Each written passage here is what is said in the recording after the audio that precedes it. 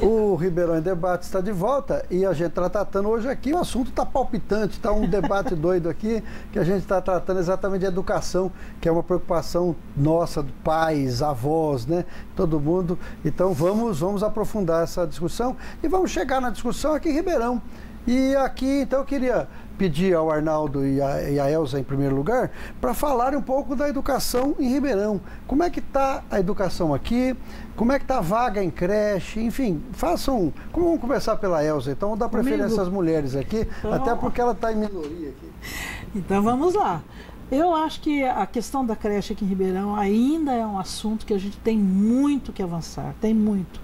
Porque o número que a gente tem hoje de crianças que são consideradas sem vaga é relacionado com aqueles que procuram então, a escola, Elza, mas tem muitos que nem procuram. Vou te atrapalhar um pouquinho, porque é um dado importante. O MEC diz que Ribeirão tem uma falta de vagas em 3.625 vagas em creche, só de 0 a 3 anos.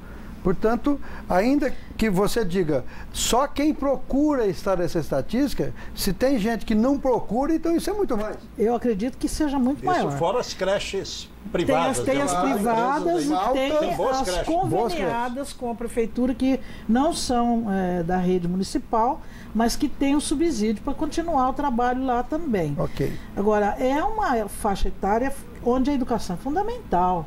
Nós precisamos iniciar por aí. Hoje, a própria sociedade já tem um caminho tão diferente, a mãe precisa sair para trabalhar, para compor um orçamento doméstico, e essas crianças não podem ficar com irmãos que têm um pouco mais de idade do que eles. Tem criança que fica com outro maior de 8 anos, 9 anos, e aí a gente vê os acidentes domésticos que acontecem com crianças, o quanto elas ficam vulneráveis na mão de pessoas.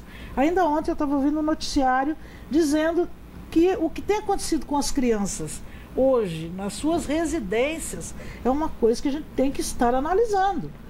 E tudo por conta de falta realmente de uma escolaridade, uma escola que pudesse amparar essa criança, porque a escola pode ter grandes defeitos, mas dentro do muro da escola, nós, pelo menos, temos o entendimento que ela está um pouco mais segura, mais amparada do que em qualquer outro lugar, né? Eu vou dar um dado aqui, Elza, para falar importante essa questão do 0 a 3 anos, a proteção nesse primeiro momento, claro, né? Eu estive outro dia em Brasília, na Câmara Federal, e eu assisti uma palestra do professor Nicoleles, um dos grandes neurocientistas do Brasil, do mundo, Miguel Nicoleles, que tem um trabalho muito bonito numa cidadezinha próxima de Natal, no Rio Grande do Norte. E ele é um cientista respeitado no mundo inteiro, o Zé deve conhecê-lo até pessoalmente. E eu fiquei estarrecido quando ele disse assim, 87% do metabolismo humano são utilizados até os 2 anos para desenvolver o cérebro. Portanto, 9 meses de gravidez, mais 2 primeiros anos de vida. Quase todo o metabolismo humano é utilizado para desenvolver o cérebro, porque o ser humano tem o maior cérebro entre os animais, mas ele desenvolve isso nesse período. E não é de uma hora para outra. O desenvolvimento é maior. Então, exatamente nesse momento que o cérebro está desenvolvendo, que a criança precisa ter um bom amparo da família, não pode ter doenças, ela tem que ter um amparo na área da educação, as crianças estão fora da escola. A questão da alimentação, que é fundamental. Desenvolver as habilidades cognitivas. 3 anos e 4 anos. Sim. E acesso à informação, né? Boa parte dessas crianças em situação de risco, vamos colocar mesmo na situação de risco, elas não têm acesso à revista, a papel, canetinha, brinquedos adequados, né? Onde que ela vai encontrar isso? Na escola, né? E aí eu entro numa outra questão, né? Que é a questão do educador de creche, que aqui em Ribeirão a gente insiste, inclusive há um concurso corrente de educador de creche, do qual o Conselho Municipal de Educação se opôs. Por quê? Não podemos mais trabalhar com educador de creche, com professor. Né? A educação infantil, ela é uma etapa da educação, né? Então não dá para separar, não dá para separar a educação infantil das outras etapas. Nós não temos que ter uma subeducação, claro, né? Então o professor de educação infantil, a professora de educação infantil, ela é na sua essência professora e tem que ser tratada como tal. Com um aspecto que eu acho muito importante também, Arnaldo. Eu acho que é uma questão central que é de política pública. Eu, por exemplo, entendo que O município, eu acho que por lei, o município deve se preocupar com a educação básica. E eu vejo que há o município atualmente, o programa não é político, mas a gente acaba entrando nessa direção. Os cursinhos. Eu não estou dizendo que não seja importante o cursinho pré-vestibular ser incentivado pela prefeitura municipal. A outra que eu sou bastante crítico, Fortec. Eu não acho que o município deveria pegar isso como a base. Não estou dizendo que não é necessário. Eu acho que ambos são necessários. Mas não, eu entendo que não deva ser uma preocupação do município, porque não tem dinheiro suficiente. E me surpreende quando você coloca que há tantas crianças necessitando de creche, como você, 3 mil e poucos, não é? Você está dizendo 3 mil e poucos, é o dado importante, não é? Supondo que o mesmo seja categoricamente verdadeiro, então o município nunca deveria, no meu entender, se preocupar em cuidar de Fortec e nem de cursinho. Os recursos deveriam ser canalizados exclusivamente por uma razão do município que você mencionou.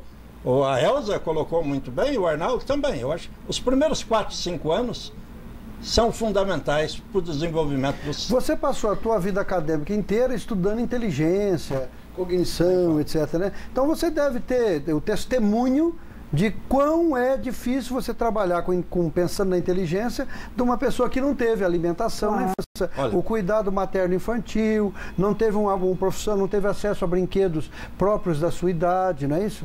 O Brasil hoje, só para terminar, porque senão eu acabo usando muito da palavra, mas eu acho que é importante esse dado que vai na direção do que você está colocando. O score médio no PISA hoje do Brasil, considerando leitura, matemática, escrita e ciência, por volta de 350. Se o Brasil conseguir a média dos países da OECD, da Comunidade Europeia em geral, que é por volta de 490, teria que ter 100 a mais, 100 pontos a mais. 100 pontos a mais no PISA, isso dá 1% de aumento no PIB. Isso significa o custeio de toda a educação brasileira durante 10 anos. Quer dizer, quando eu comecei o programa, eu disse assim, nenhum país se desenvolveu sem uma revolução na educação. Isso é verdade? Claro. Isso é verdade, né? É verdade. O Brasil já fez essa revolução? Fez parcialmente. Ele fez em termos quantitativos. Nós universalizamos o acesso à educação. Principalmente no ensino fundamental, que está caracterizada muito no ensino fundamental. Todavia, não universalizamos a qualidade da educação. Portanto, para qualquer governante, seja do município, do Estado ou da União, da Federação, nós temos que ter como prioridade fazer essa revolução na educação. Não é uma revolução fácil. É uma revolução que vai exigir que se mexa nas feridas, vai doer, vai sangrar, mas tem que ser feita, senão o Brasil não se desenvolve. Nós temos países, Arnaldo, que se desenvolveram em 30 anos o que o Brasil não desenvolveu em 100. Mas por quê? Porque eles priorizaram a educação. Exatamente. A China, a Coreia do Sul, né, são exemplos disso. Eu quero lembrar outra provocação que o senhor fez no início do programa, quando perguntou se a educação é investimento, né, o que seria. E o que a gente percebe é que para boa parte dos nossos governantes, a educação é gasto. Não é um investimento, não é olhado como investimento. E falta ousadia para investir na educação. Nós temos agora mesmo, né, o Plano Nacional de Educação, que está ali emperrado por conta da discussão de quanto vai do PIB para a educação. E sabemos que é uma vontade enorme dos profissionais de educação que esse percentual seja de 10%. Né? E estão brigando ali entre alguma coisa entre 7% e 7 alguma coisa por cento. Falta ousadia, falta coragem, falta um pouco de utopia. Né? Eu sou favorável a utopias, né? A gente tem que fazer uma reforma de educação que ela venha com caráter utópico em princípio, mas se nós não tivermos um pouco de utopia, nós não avançamos, né? Então falta mesmo ousadia, falta olhar para a educação como investimento. Poxa, mas vai faltar verba para isso ou para aquilo? Nesse momento vai. Lá na frente o ganho vai ser maior. Uma população mais educada, o professor José Aparecido, que lida com questões de saúde, sabe isso muito melhor que eu. Uma população melhor educada, ela adoece menos, porque ela tem a prevenção. Então, a gente atua muito no remédio, né? A gente não previne. E a educação é a grande prevenção. Algumas informações. No programa que a gente gravou aqui sobre drogas, eu lembro que o Dr. Passini mencionou a ideia de que um preso custa R$2.000, um garoto, uma garota na Fundação Casa, antiga FEBEM, custa R$6.000 por mês, muito superior, portanto, ao que custa uma criança, um aluno que não dá problema para a escola, né? Um dado importante, o Brasil gasta do governo federal 6 bilhões por ano de reais em saúde. Apenas 1 bilhão na atenção básica, que corresponde a 80% dos problemas de saúde. Então eu disse lá num evento em Brasília, no Conselho Nacional de Justiça, eu disse, nós estamos gastando mais com doença do que com saúde. Sim, porque você espera o sujeito ficar doente para depois gastar com ele. Correr. O que o Arnaldo está levantando é isso. Nós estamos investindo muito em termos de país, o país está crescendo, todavia está investindo no lugar errado. A educação, o acesso à saúde básica, não é? São fundamentais. Se nós não tivermos isso, nós vamos continuar gastando dinheiro, só que na outra ponta, com um círculo vicioso, quando o problema já ocorreu. Jogar dinheiro pelo ralo. Isso, então você, ao invés de investir na causa do problema, você investe no efeito. Porque a criminalidade, na verdade, está refletindo isso. Pessoas mais doentes é porque está refletindo isso. A criança não teve um tratamento adequado nessa idade mais importante, não só do desenvolvimento psicossocial, mas de cognitivo, de inteligência, de preparo para o resto da vida, e aí você vê essa criança lá na frente podendo dar problema, e aí o Estado tem que socorrer gastando fortunas. Né? Então, essa criança, muitas vezes, ela não foi alimentada culturalmente, ela não tem um capital cultural para ser desenvolvido, né? Então, você não tira nada de nada, né? Uma criança, lá o Nicoleles fala isso, esse professor lá do Rio Grande do Norte, professor que dá aula nos Estados Unidos, tem parcerias com a Europa, com o Japão. Ele diz o seguinte, que uma criança que até 2 anos tenha, por exemplo, uma dengue, uma diarreia muito grave, ela estará fatalmente despreparada para o resto da vida. Ou seja, você está condenando as nossas crianças a serem um problema para elas mesmas e para o país o resto da vida. Né? Subnutrição, né? É o caso de Alagoas. Ele dá exemplo de garotos com 14, 15 anos que já estão aí fazendo doutorado em outros países, porque são admitidos, porque são gênios, porque foram tratados desde os 9 meses de gravidez até hoje. Então, para a gente eu estou aqui com um minutinho só para encerrar, para mostrar que o governo não tem atendido os reclamos da população. 120 reclamações por mês chegam ao Ministério Público em relação à falta de creches. Portanto, a população está querendo aqui em Ribeirão.